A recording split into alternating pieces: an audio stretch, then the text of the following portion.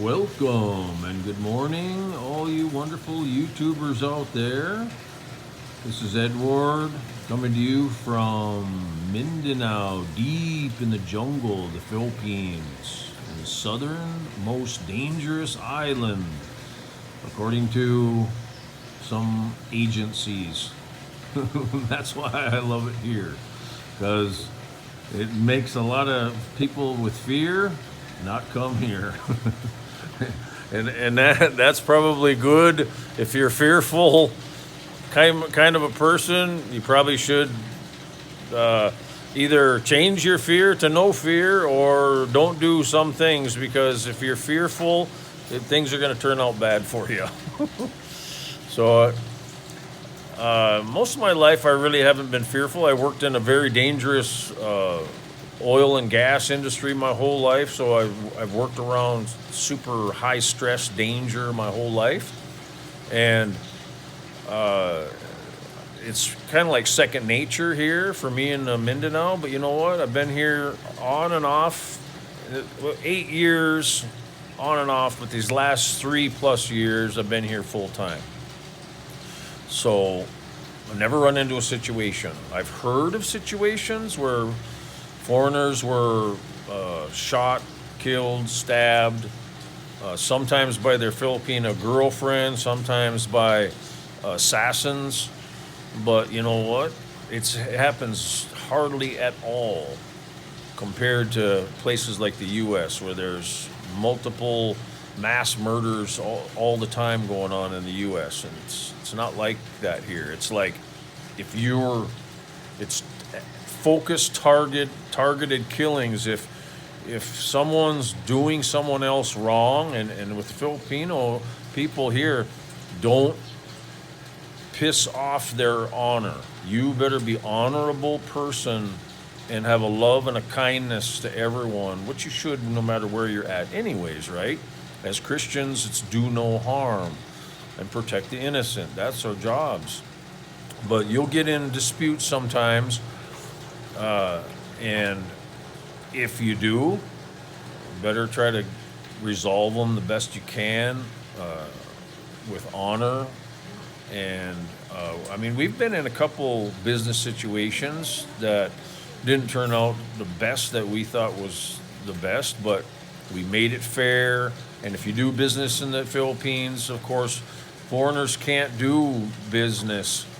So if you get married and you have a Filipino wife, everything has to be in her name. So if you have a contract, always have a contract, I would say. If it's over a certain amount of money, like 100,000 pesos and over, you should always have a contract signed, two parties signing through a lawyer, because that dissolves any possible future disputes of your big money dealings with anything here.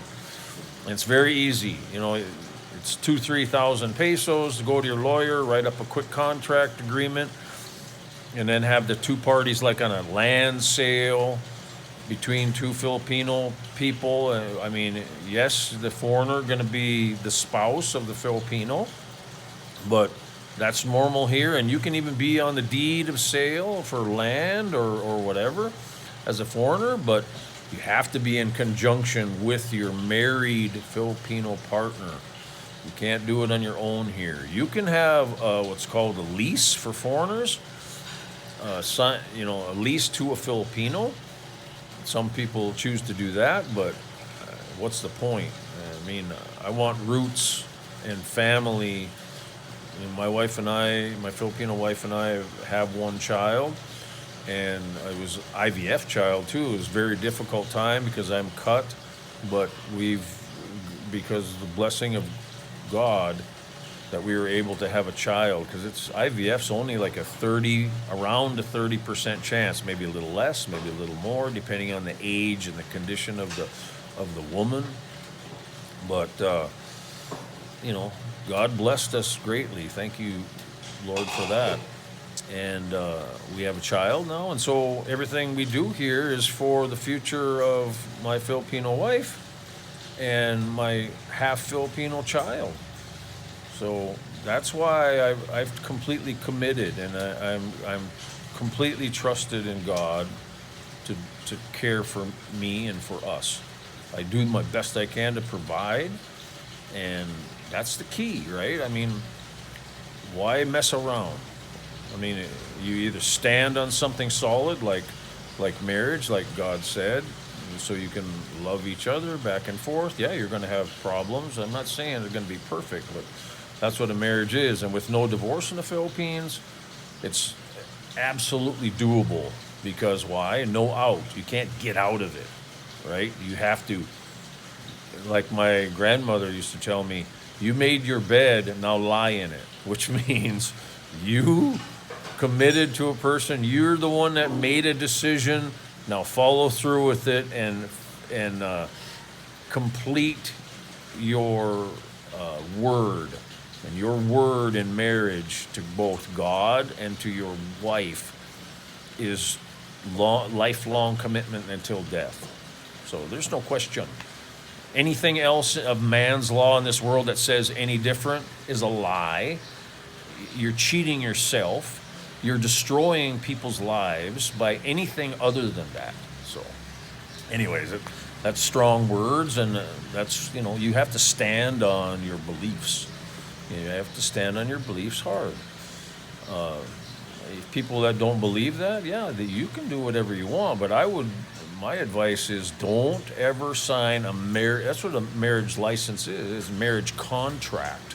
That's a contract. You can't get out of it.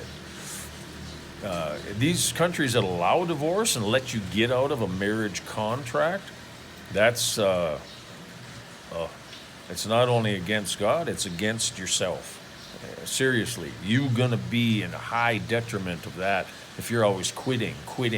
Oh, I commit to you, but now, a year later, I want to get out of it. I want to, that's complete failure and destruction of relationships and the human loving fabric that you're supposed to have for commitment to each other. It's just, it's destructive, not creative, and not solid, right? So anyways, I'm sitting here today. We do have a little bit of a rain because there's that super typhoon category 5. People in the west call them hurricanes. In the east, they call them typhoons. So we have a rain. We had yesterday a rain, and today we have a rain also. Just not thunderstorms, but just showers. And we're thousands of miles away from where the typhoon is, and this thing is so massive. It's just the whole archipelago of the Philippines is getting rain, and this is the dry season, right? So usually you don't get much rain, and usually these typhoons draw the weather away from Mindanao, but this one is so big that it's not. It's creating more moisture than it's sucking it away. So yeah, it's wild. Second biggest ever recorded in the month of May in this part of the Pacific Ocean. So there's going to be major flooding because the super typhoon's going to hit the northern part of Luzon, the northern island of the Philippines, we're near Manila, and a major flooding is going to happen in that northern area. So good luck for all you that are sitting on a rice field with your house, because you could get flooded out real quick there. And I know one blogger that people have warned him already that looks like a floodplain to me where he's building his houses, and he just instantly, there's no flooding here, he's so stubborn. But we're going to see. I'm sure they're going to have a video. Hopefully they don't get too much damage, but it's just a low-lying area of completely flat rice fields and fields for growing in an agricultural area. So good luck to them there on that. And that's why I always choose to be on a hill. If you're going to build or rent or have any kind of valuables, be on a hill. Like this whole property here, we're on the top of a mountainous ridge, and the road outside the property here is at the top of the ridge. Then it slopes down on the other side of the road. It slopes down on this side of the road. So my whole property from the road all the way back to my back wall is like I would have to say a 15-foot drop. That's why my wall in the back is over 20 foot high, and in the front it's only like, well, to the concrete's only like 7 foot high. Then to the top of the bars, it's like 9 foot. So yeah, now we're gonna start doing live stream today. A little bit later, we're gonna do a live stream. I've never done one before, so we're gonna see how that goes. And what else is going on right now? This is a Sunday. Usually Sunday we have family bonding day. We had some swimmers yesterday in the pool. Half a dozen swimmers, just local children actually come over, and they had a great time, of course. And Leonardo usually gets to swim in the morning, but because it's raining, he's just up here eating his morning fruits. Leonardo, hi. Are you eating a melon? Melon? Huh? Where's your melon? I can see he has melon juice all over his hands. Hi. Are you a good boy today? He loves watermelon. You can get watermelons, both seedless and non-seed, and seed in the watermelon here as much as you want. I mean, they're everywhere. We should actually grow some. We grew some one time a couple years ago, but it's so easy and inexpensive at the market. We stopped growing some things, and we just get it at the market. But if we wanted to start growing again, we can grow anything we want here. We've grown sweet corn before. We've grown melons, okra. What else have we grown? Beans, onions, both chive onions, and the most popular onion here is the smaller red onions.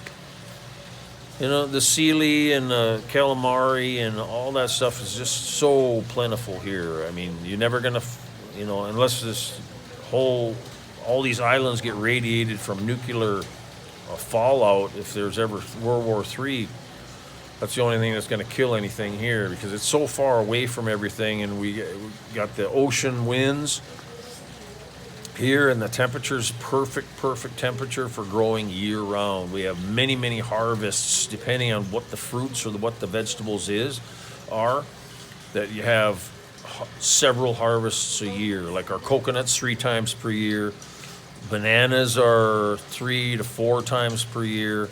Or this calamari tree right here, which is like a lemon tree, I showed you that many times, that's year round. It constantly blooms and buds and produces fruit year round, nonstop. So there's some stuff like that is nonstop producing, because the temperature's always the same. It's crazy, but wonderful, right? If you're living here. And today, maybe it'll clear up a little bit later. I hope so, because then the solar's working for me, and Sunday's our laundry day, so I have a laundry facility down there, and maybe after 10 a.m. we can start up the laundry. But that's about all going on right now.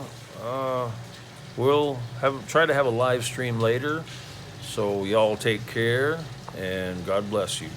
Bye-bye.